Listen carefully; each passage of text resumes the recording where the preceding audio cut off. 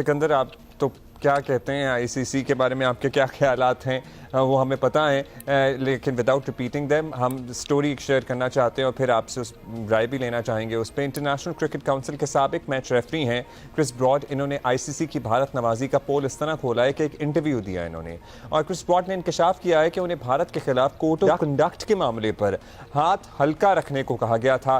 एक इंटरव्यू में Chris broad ने कहा कि एक मैच में इंडियन टीम 4 ओवर पीछे थी, स्लो ओवर रेट का जुर्माना यकीनी बनता था, लेकिन उन्हें एक कॉल मौसूल हुई और कहा गया कि कोई हल निकालो, हाथ हल्का रखो क्योंकि ये इंडिया है।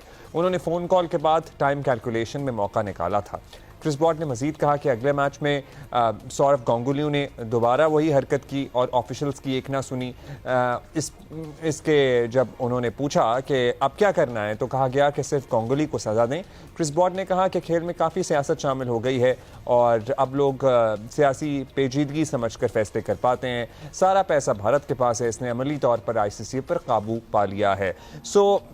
हम कहते रहते हैं बोर्ड्स में भी, बाज़ बोर्ड्स में भी कुछ इसी तरह के बयानात या इज़हार ख्याल हमें दबे दबे समझ आते हैं, नजर आते हैं, लेकिन एक और इंटरव्यू आ गया। आपको लगता है कि इससे कोई प्रेशर बिल्ड हो पाएगा? नहीं, मैं तो समझता हूँ बिल्कुल नहीं हो पाएगा, इसलिए कि क्रिस ब्रॉड मुझे लगता है कि रिटायर हो गए या उनकी अब कोई क्रिकेट के अंदर कोई जगह नहीं रही आईसीसी को। तो मैं पहले ही कह चुका हूँ कि मतलब क्या, उनको आपको पता है इंडियन क्रिकेट कंट्रोल है। पिछले दिनों जो भी 4-5 दिन पहले एक वाकया हुआ था जिसके अंदर जो खवातीन थी, जो ऑस्ट्रेलियन क्रिकेटर्स की जो खवातीन थी वो जा रही थी, उनको छेड़ा गया। अगर खुदा ना खास्ता, मैंने लिखा था अपने ट्विटर पे डाला था, मैंने फेसबुक पे भी डाला था, अल्लाह ना करे तौबा इस्तग़फ़ार, अगर पाकिस्तान में ये वाकया हो जाता, आप इमेजिन करें कि क्या होता कि पूरी दुनिया खड़ी हो जाती कि हम यहाँ नहीं खेलेंगे, ये क्या मुल्क है, फला, उठ के चले जाते हो। ऑस्ट्रेलियंस को भी मैंने लिखा, उनको ऑस्ट्रेलियन क्रिकेट बोर्ड को भी मैंने उसमें टैग किया था कि जी अगर पाकिस्तान के साथ उनके वफाकी वजीर जो हैं बीजेपी के, वो कहते हैं लड़कियों का अपना कसूर था, हमें बगैर बताए बाहर निकल गई हैं।